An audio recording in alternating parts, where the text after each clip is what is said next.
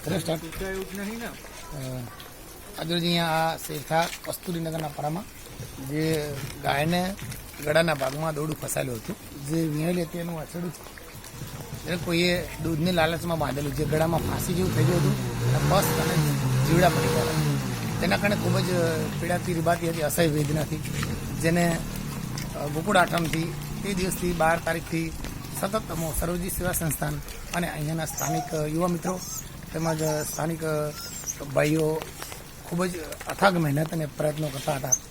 તો છેલ્લે આ ગાય અહીંયા 21 તારીખના રોજ મારા મિત્ર કૌશલ ઠક્કર અને તેમની ટીમ તેમજ અન્ય યુવા મિત્રો નામી અનામી લાલભાઈ ઠાકોર, પ્રવીણસિંહ ઠાકોર, આપણે જગદીશભાઈ,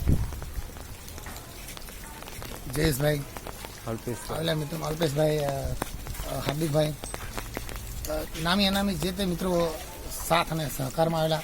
અગાઉ પણ નાગજીભાઈ, અમરતભાઈ અને ગોતાથી પણ અમુક પ્રકારના ગાંધીનગરથી ઘણા યુવા મિત્રોએ આમાં મહેનત કરેલી. અને અહીંયા કસ્તુરીનગરના જે યુવા મિત્રો, ભાઈઓ બહેનો, વડીલો ખૂબ જ એક નિસ્વાર્થ ભાવે આ ગાયની પીડા દૂર થાય એ માટે સાથ અને સહકાર આપેલો, એ બદલ હું એ લોકોનો ખૂબ જ આભાર વ્યક્ત કરું છું. તેમજ આ ગાયને હવે હાલ પીડા મુક્ત છે, એકવાર સારવાર કરી અને આજે ફોલોઅપ અર્થે આવે છે, હવે તને સારું છે. તો સૌ સાથે મળી આવા પ્રકારનું પુણ્ય કાર્ય કરી.